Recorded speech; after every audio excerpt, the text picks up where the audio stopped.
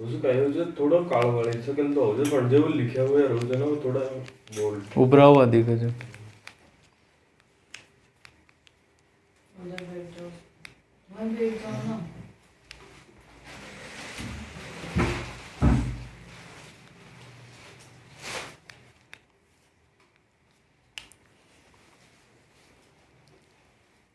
ये हो सही है ना। हेलो दोस्तों, तो हमने पढ़ ली थी राजस्थान की नदियाँ, झीलें, नहरें, बहुउद्देशीय परियोजनाएं और मृदा संसाधन। आज हम स्टार्ट करेंगे नया टॉपिक, खनिज, राजस्थान के खनिज। चलिए स्टार्ट करते हैं। राजस्थान के खनिज। अब सबसे पहले तो ये देखेंगे कि खनिज होता क्या है। खनिज, खनिज इंग्लिश में कहते हैं मिनरल। एक शब्द आता है यहाँ से माइन। माइन का मतलब होता है खनन। तो ऐसे पदार्थ जो कि खनन के फलस्वरूप प्राप्त होते हैं, ऐसे पदार्थ जो कि किससे प्राप्त होते हैं, खनन के फलस्वरूप प्राप्त होते हैं, क्या कहलाते हैं, खनिज कहलाते हैं। तो खनन के फलस्वरूप प्राप्त पदार्थ क्या कहलाते हैं, खनिज। अब इन पदार्थों के कुछ भौतिक गुण भी होंगे और कुछ रासायनिक गुण भी होंगे। भौतिक गुण से मतलब जैसे कि अपन देखें कोई आदमी कैसा दिखता है तो वो तो हो गया भौतिक गुण, और उसका व्यवहार कैसा है, वो मृदु है, कठोर है, ये क्या हो जाएगा, रासायनिक गुण।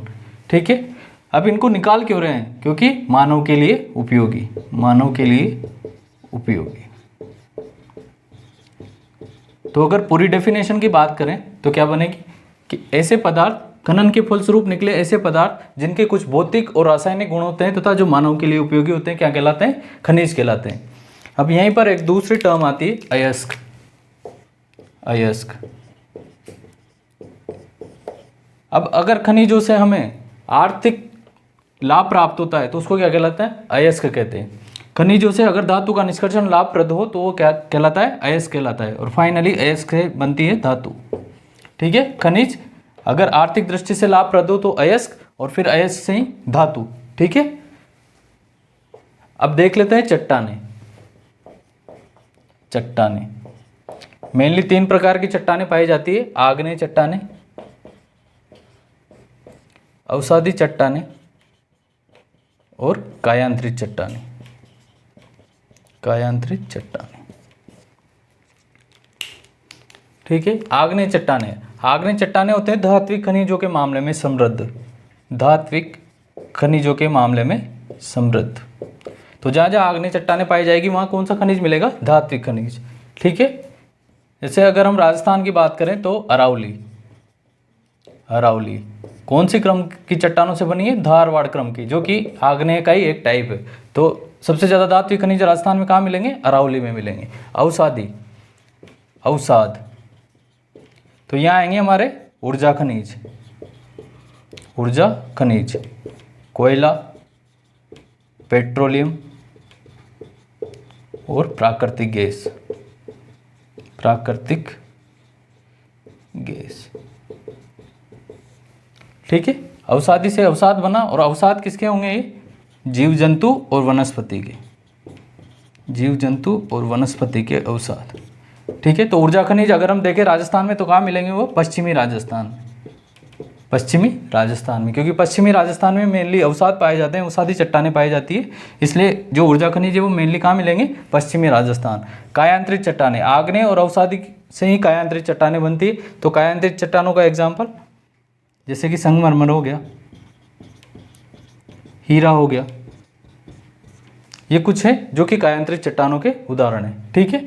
तो ये देखिए हमने 3 चट्टानें, चट्टानों के आधार पर ही हम डिसाइड कर पाएंगे कि कौन सा खनिज कहाँ पर मिलेगा। जैसे धात्विक खनिजों की बात करेंगे तो अरावली में, अवसादी की बात करेंगे तो पश्चिमी राजस्थान में। ठीक है। समझ में आ गया खनिज क्या होते हैं, ऐसे पदार्थ, खनन के फलस्वरूप निकले ऐसे पदार्थ जिनके कुछ भौतिक और रासायनिक गुण होते हैं और जो मानव के लिए उपयोगी होते हैं, क्या कहलाते हैं, खनिज। अयस्क। अब खनिजों से अगर आर्थिक दृष्टि से धातु का निष्कर्षण लाभप्रद हो तो वो क्या कहलाते हैं, अयस्क, और अयस्क से फाइनली क्या बनती है, धातु। चट्टानें देख ली, आग्नेय में धात्विक खनिज, अवसादी में ऊर्जा खनिज और कायांतरित में संगमरमर और हीरा जैसे उदाहरण। ठीक है। आगे बढ़ते हैं।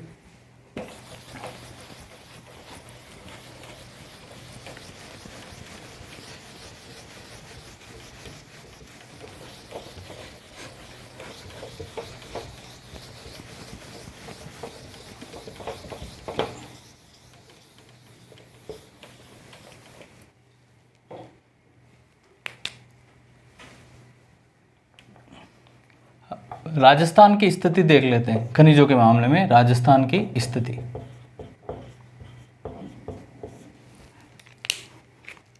भंडारण की यदि हम बात करें, भंडारण की,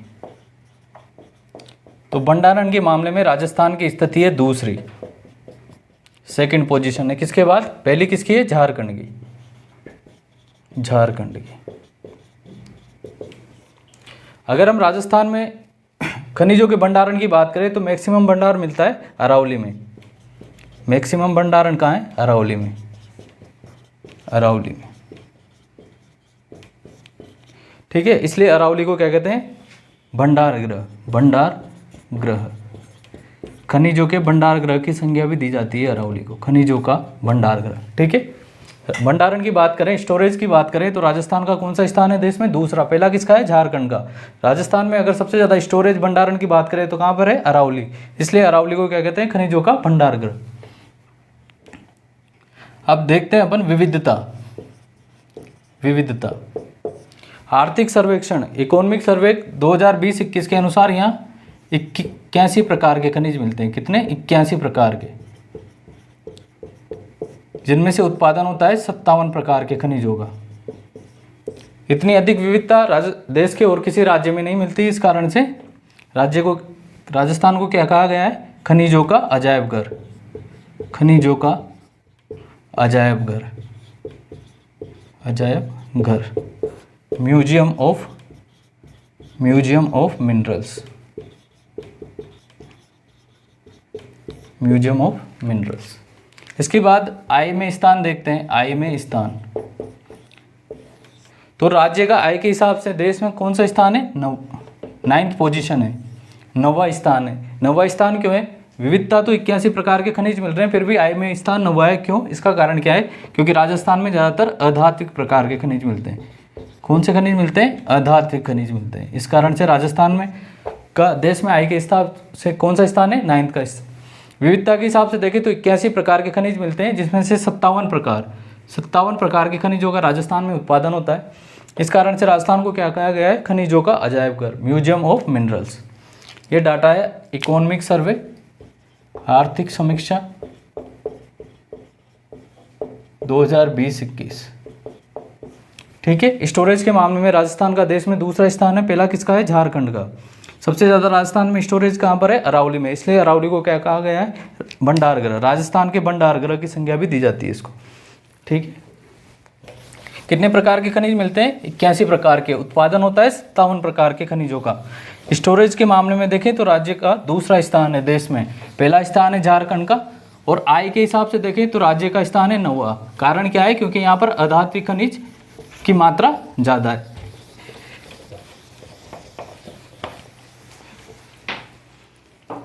पृथ्वी की संरचना की बात करते हैं। पृथ्वी की संरचना, पृथ्वी की संरचना, ये होगी पृथ्वी की संरचना। मेनली 3 पार्ट में हम पृथ्वी के आंतरिक संरचना को बांटते हैं। कौन सी संरचना है ये? आंतरिक, आंतरिक संरचना। इसको कहते हैं ऊपरी परत को क्रेस्ट, ये होती है मेंटल, मेंटल, और ये होती है कोर। ठीक है, 3 पार्ट में बांटते हैं हम पृथ्वी की आंतरिक संरचना को। एक होती है क्रेस्ट, दूसरी होती है मेंटल और तीसरी होती है कोर। यह है इसका पहला क्लासिफिकेशन। अगर धातुओं के हिसाब से बात करें तो इसमें 3 लेयर मिलती। ऊपरी परत को कहते हैं, जो क्रेस्ट वाली परत है इसको क्या कहते हैं? सियाल परत। ठीक है, जो मेंटल है इसको क्या कहते हैं? सीमा परत, सीमा परत। और जो कोर परत है इसको कहते हैं नीफे परत, नीफे। नी से मतलब निकल, एफी से मतलब आयरन, सी से मतलब सिलिका, मा से मतलब मैग्नीशियम, मैग्नीशियम, और एल से मतलब एल्यूमिनियम, एल्यूमिनियम। ठीक है, आयरन। अगर हम पृथ्वी की बात करें तो सबसे ज़्यादा कौन सी धातु मिलेगी? आयरन धातु मिलती है। पृथ्वी पर सबसे ज़्यादा कौन सी धातु मिलेगी? धातु मिलेगी आयरन। सिलिका क्या है? अधातु है। ठीक है, तो कौन सी धातु सबसे ज़्यादा मिलती है? आयरन। अगर तत्व की बात करें, पृथ्वी पर कौन सा तत्व सबसे ज़्यादा मिलता है? तो वो होता है ऑक्सीजन। ठीक है, तो धातु की बात करें तो आयरन और तत्व की बात करें तो ऑक्सीजन। ये 3 परतों में बांटते हैं पृथ्वी को। ये है सामान्य क्लासिफिकेशन, क्रेस्ट, मेंटल और कोर।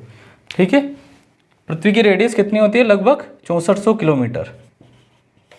ठीक है, तो ये अंदर से लेकर 6400 किलोमीटर को हम ऐसे बांटते हैं, क्रेस्ट, मेंटल और कोर। कोर सबसे आंतरिक संरचना है, क्रेस्ट सबसे ऊपरी है और मेंटल मध्य की संरचना है। फिर क्रेस्ट ही आगे चलकर, जब आपने भारत के भूगोल में पढ़ेंगे हम आगे चल के, इसको भी बांटते हैं महाद्वीपीय और महासागरीय। महासागरीय ये 2 पार्ट में बढ़ती है क्रेस्ट ही। ठीक है, कौन सी, अगर हमारे हिसाब से क्या है, खनिजों के टॉपिक के हिसाब से ये चीज़ ज़्यादा इंपॉर्टेंट है। क्रेस्ट को क्या कहा है हमने? सियाल परत। कौन सी परत? सियाल। सियाल परत। सी से मतलब सिलिका और एल से मतलब एल्यूमिनियम। इसको कहा है सीमा परत। सीमा परत, सिलिका और मैग्नीशियम। और इसको कहा है नीफे परत। नीफे परत। एफी का मतलब आयरन, नी का मतलब निकल। ठीक है, पृथ्वी पर सबसे ज़्यादा कौन सी धातु मिलेगी? तो आयरन। और तत्व की बात करेंगे तो ऑक्सीजन मिलेगा। ठीक है, आगे चलते हैं। अब पढ़ेंगे खनिजों का वर्गीकरण। कौन सी 3 परतों में बांटा है हमने? सियाल, सीमा और नीफे। अगर पृथ्वी पर बात करें तो कौन सी धातु सबसे ज़्यादा मिलेगी? तो वो मिलेगी आयरन। और तत्व की बात करें तो मिलेगा ऑक्सीजन। ठीक है, वर्गीकरण, खनिजों का वर्गीकरण। खनिजों का वर्गीकरण 2 पार्ट में डिवाइड करेंगे हम इसको, धात्विक खनिज और अधात्विक खनिज। अधात्विक खनिज।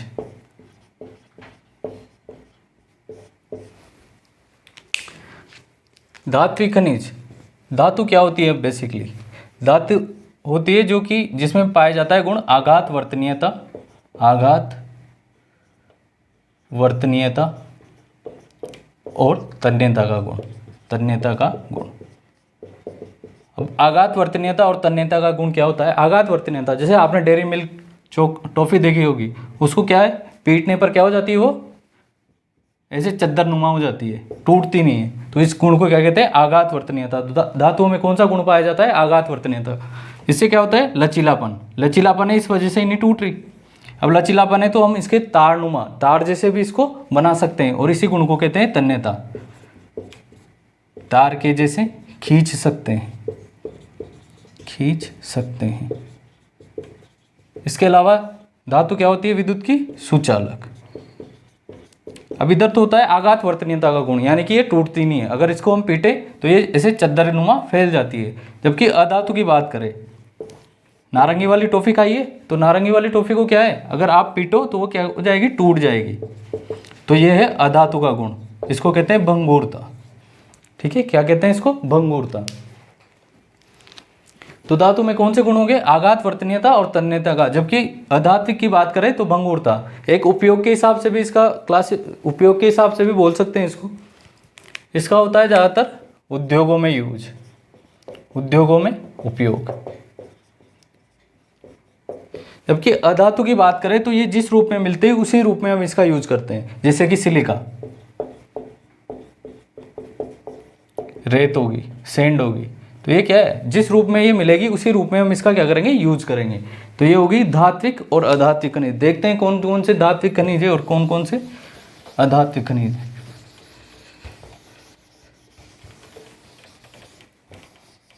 अब धात्विक को भी आगे 2 पार्ट में डिवाइड करेंगे।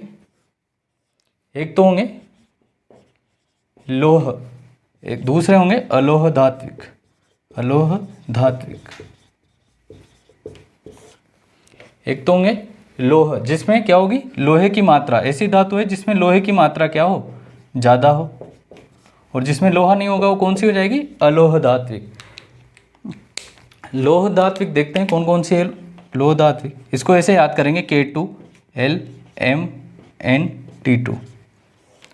ठीक है, K2 का मतलब है कोबाल्ट और क्रोमियम। L का मतलब है लोहा एम का मतलब है मैग्नीज,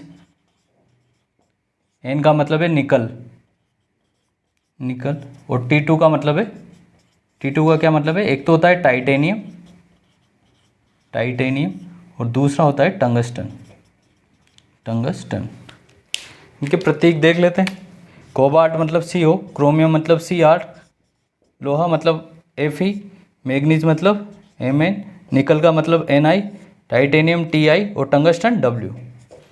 ठीक है, तो लोह धातुएं कौन कौन सी होगी, K2 Lmn T2, K2 से कोबाल्ट और क्रोमियम, L से लोहा, M से मैग्नीज, N से निकल, और T2 का मतलब होता है टाइटेनियम और टंगस्टन। अलोह धातुएं, जो औरतों की पसंदीदा होती है वो होती है अलोह धातुएं, जैसे कि सोना, चांदी, प्लेटिनम, AU, AG, PT। इसके अलावा होता है सीसा जस्ता, सीसा जस्ता, ये दोनों खनिज साथ में मिलते हैं, इसलिए इसको क्या कहते हैं, जुड़वा खनिज भी कहते हैं। PB जिंक, क्या कहते हैं इसको, जुड़वा खनिज भी कहते हैं, जुड़वा खनिज।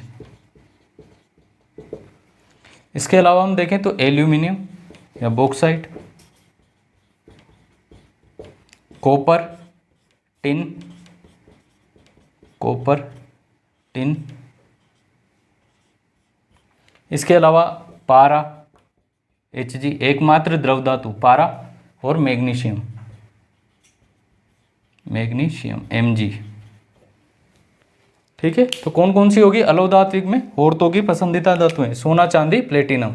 इसके अलावा जुड़वा खनिज सीसा और जस्ता, एल्यूमिनियम, कॉपर, टिन, पारा और मैग्नीशियम। ठीक है, तो ये देखिए हमने धात्विक खनिज। धात्विक खनिजों में क्या होता है, आघात वर्तनीयता और तन्यता का गुण पाया जाता है। आघात वर्तनीयता का मतलब चादर के रूप में फैल जाना, चादर के रूप में फैल जाती है इसलिए होती है फ्लेक्सिबल, यानी कि लचीलापन, और लचीलापन है इसलिए इसके हम बना सकते हैं तार। ठीक है, और उस गुण को क्या कहते हैं, तन्यता। तो ये हो गए हमारे धात्विक खनिज। धात्विक खनिज में भी दो देख लिया हमने, लोह धात्विक और अलोह धात्विक। लोह धात्विक मतलब लोहे का परसेंटेज ज़्यादा, अलोह धात्विक मतलब लोहा नहीं पाया जाएगा या बहुत कम मात्रा में पाया जाएगा। कोबाल्ट, क्रोमियम, लोहा, मैग्नीज, निकल, टाइटेनियम, टंगस्टन। ठीक है, और ये होगी अलोह धात्विक। अब देखते हैं अधात्विक खनिज।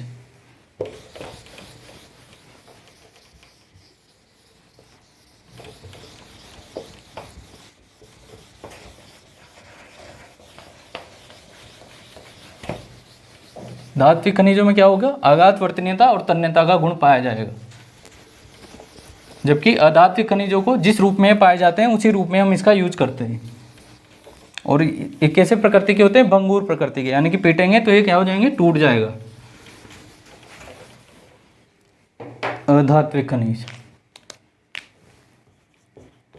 अधात्विक। उपयोग के आधार पर इन्हें अलग अलग भागों में बांटा गया है अधात्विक खनिजों को। पहला देखते हैं उर्वरक खनिज। उर्वरक खनिज, तो उर्वरक खनिज कौन सा होगा, उर्वरक खनिज होगा एक तो रॉक फॉस्फेट, रॉक फॉस्फेट। दूसरा होगा जिप्सम। रॉक फॉस्फेट कहाँ देखा था हमने, लवणीयता के उपचार के लिए, जबकि जिप्सम कहाँ देखा था, क्षारीयता के उपचार के लिए, क्षारीयता और लवणीयता के उपचार के लिए। इसके अलावा पोटास और पाइराइट, पाइराइट। ठीक है ना, ये तो हो गए उर्वरक खनिज। इन सब का उपयोग उर्वर यानी कि प्रोडक्टिविटी, खेती की प्रोडक्टिविटी बढ़ाने के लिए या मिट्टी की उत्पादकता बढ़ाने के लिए यूज करते हैं, इसलिए उर्वरक खनिज कौन कौन से, रॉक फॉस्फेट, जिप्सम, पोटास और पाइराइट। दूसरा देखते हैं मूल्य के आधार पर, तो बहुमूल्य खनिज। बहुमूल्य खनिज, बहुमूल्य में देखते हैं तो गार्नेट या तांबड़ा, पन्ना, हीरा, ये सब क्या है, बहुमूल्य खनिज। ठीक है, आभूषणों में यूज होता है इनका, तो ये कौन से खनिज हो गए, बहुमूल्य खनिज। तीसरे नंबर पे देखते हैं आणविक खनिज। आणविक खनिज, या इसमें एक और पार्ट है जो कि विद्युत इंडस्ट्री में, विद्युत इंडस्ट्री में इनका यूज होता है, विद्युत उद्योगों में। आणविक खनिज की बात करें तो यूरेनियम, एक थोरियम भी होता है। और विद्युत उद्योगों की बात करें तो अभ्रक। अभ्रक कैसा होता है ये? कुचालक भी होता है। तो ज़्यादातर पोल वोल जो लाइट के पोल होते हैं वहाँ पर इसका यूज किया जाता है। इसके अलावा प्रेस में जो आपने देखी होगी इस्त्री, उसमें भी इसका यूज होता है अभ्रक की प्लेट का। ठीक है। चौथा निर्माण। निर्माण की बात करें तो ग्रेनाइट, संगमरमर, बलुआ पत्थर, सैंडस्टोन, ये सब क्या है? निर्माण के लिए यूज में आते हैं। इसके अलावा रासायनिक उद्योग, इसमें आ जाएगा नमक, इसके अलावा फ्लोराइड आदि। ठीक है, ये इनका यूज होता है रासायनिक उद्योगों में। आगे की बात करें छठा, तो ये होता है उष्मा या उच्च ताप सह, जो बहुत हाई टेम्परेचर को भी सहन कर लेता है उसको क्या कहते हैं? उच्च ताप सह कैटेगरी में बांटेंगे। इसमें आएगा एस्बेस्टस, इसके अलावा सिलिका, फेल्सपार। ठीक है ना। तो यह हो गए अधात्विक खनिजों के उपयोग के आधार पर हमने इसको अलग अलग भागों में बांट लिया। उर्वरक खनिज में रॉक फॉस्फेट लवणीयता के उपचार के लिए, जिप्सम क्षारीयता के उपचार के लिए, पोटास और पाइराइट। फिर मूल्य के आधार पर तो गार्नेट, तांबड़ा, पन्ना, हीरा। आणविक की बात करें तो जो बिजली बनाई जाती है, न्यूक्लियर खनिज, यूरेनियम, थोरियम। विद्युत उद्योगों में भी इसका यूज होता है, जैसे कि अभ्रक। कैसा है ये? कुचालक है और बहुत हाई टेम्परेचर भी सहन कर लेता है। प्रेस में भी इसका यूज होता है। इसके अलावा निर्माण की बात करें, कंस्ट्रक्शन पर्पस के लिए जो यूज होता है तो ग्रेनाइट, संगमरमर, बलुआ पत्थर। ठीक है। रासायनिक उद्योगों की बात करें तो नमक, फ्लोराइड, इनका यूज होता है। उच्च ताप से यानी कि जो बहुत अधिक टेम्परेचर को भी सहन कर लेते हैं वो कौन कौन सी है? एस्बेस्टस, सिलिका, फेल्सपार आदि। तो ये हमने देखा सामान्य क्लासिफिकेशन, धात्विक और अधात्विक। ठीक है, आगे बढ़ते हैं।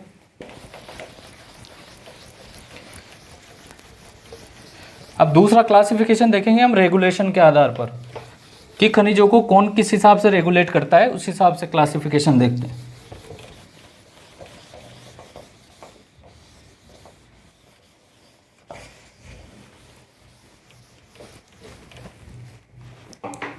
रेगुलेशन के हिसाब से, रेगुलेशन या हिंदी में बोलेंगे तो नियामक। यानी कि कौन इसको रेगुलेट करता है, उस आधार पर इनको दो भागों में बांटते हैं। एक तो होता है प्रमुख खनिज,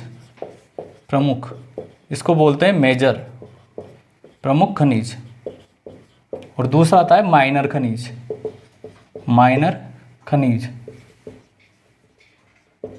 ये कौन सा? गौण खनिज। ठीक है। रेगुलेशन के हिसाब से दो भागों में बांटा, मेजर खनिज और माइनर खनिज। अब इनको डिक्लेयर कौन करेगा कि कौन से मेजर खनिज है और कौन से माइनर खनिज है? तो इनको डिक्लेयर करेगी केंद्र सरकार।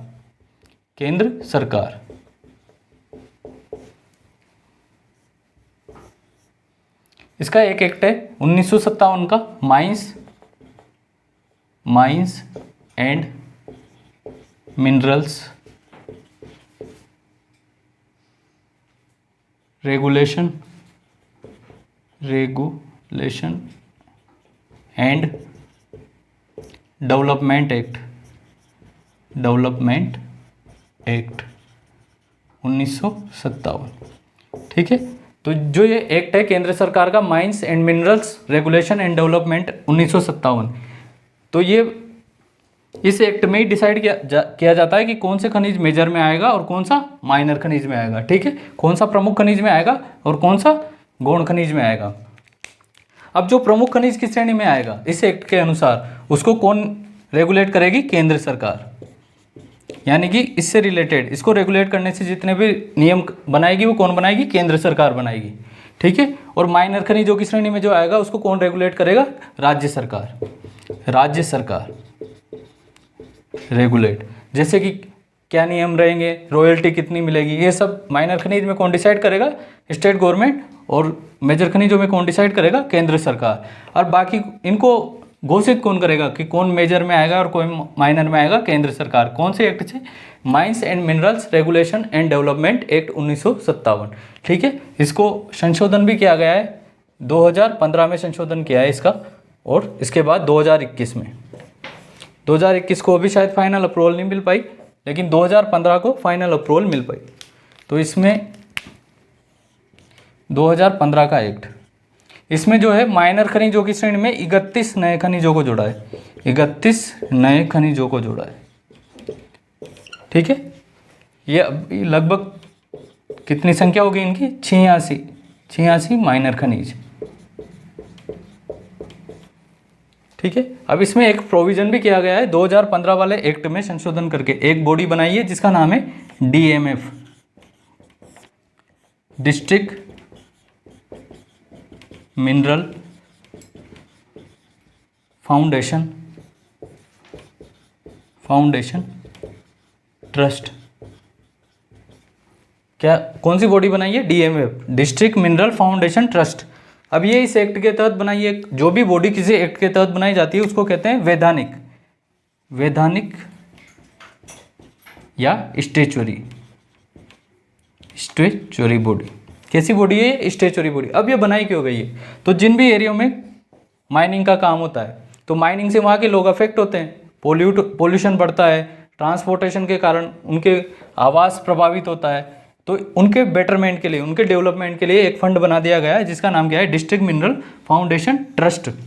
ठीक है, तो वो क्या, जैसे कोई सी भी कंपनी, जैसे अडानी है, अडानी को सपोज करो कोई माइन दी, तो वो क्या करेगा, रॉयल्टी के रूप में इसमें कुछ पैसा जमा कराएगा।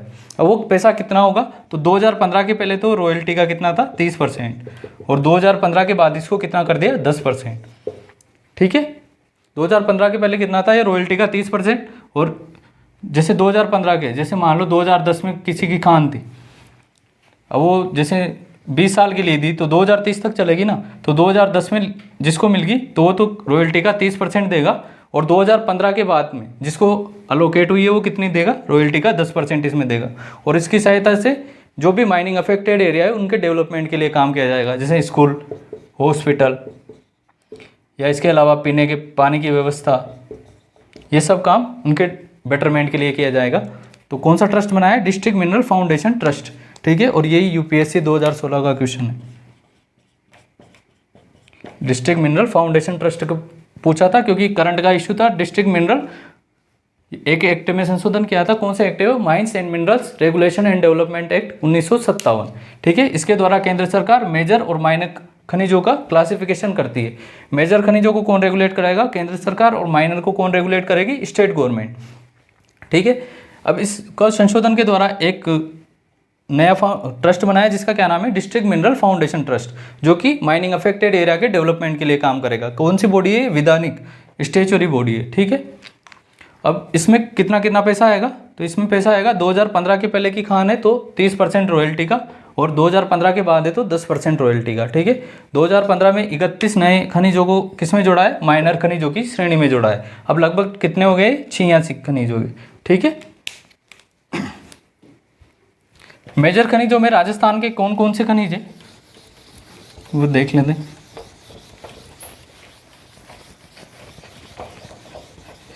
तो डिस्ट्रिक्ट मिनरल फाउंडेशन ट्रस्ट कौन से एक्ट के द्वारा बनाया है, mines and minerals regulation and development act. इसके द्वारा ही केंद्र सरकार क्या है, मेजर और माइनर खनिजों का क्लासिफिकेशन करती है। माइनर को कौन रेगुलेट करेगा, स्टेट गवर्नमेंट, और मेजर को कौन रेगुलेट करेगी, सेंट्रल गवर्नमेंट। इसमें कौन कौन से खनिज है जो मेजॉरिटी राजस्थान में पाया जाता है, तो रॉक फॉस्फेट, इसके अलावा एस्बेस्टस, गार्नेट, इसके अलावा वोलेस्टोनाइट। ठीक है, तो ये कुछ खनिज है जो मेजॉरिटी राजस्थान में पाए जाते हैं, और कौन से खनिजों में शामिल है, मेजर खनिज में, यानी कि प्रमुख खनिजों में शामिल है। ठीक है, तो माइनर को कौन रेगुलेट करेगा? State government. कौन से एक्ट के द्वारा ये क्लासिफिकेशन किया जाता है? तो mines and minerals regulation and development act 1957। ठीक है, तो पहले हमने देखा सामान्य क्लासिफिकेशन जिसमें धात्विक और अधात्विक में बांटा, उसके बाद रेगुलेशन के हिसाब से देखा जिसमें हमने मेजर और माइनर खनिजों में बांटा। ठीक है, तो राजस्थान के कौन से खनिज है जो मेजर में शामिल है? तो रॉक फॉस्फेट, एस्बेस्टस, गार्नेट या वोलेस्टोनाइट। सीधा पूछ ले कि निम्न में से कौन सा खनिज राजस्थान के प्रमुख खनिजों में शामिल है, तो इनमें से कोई एक ऑप्शन हटा के और इनको शामिल कर सकता है। ठीक है, तो ये हो गया, हमने क्लासिफिकेशन पूरा देख लिया है।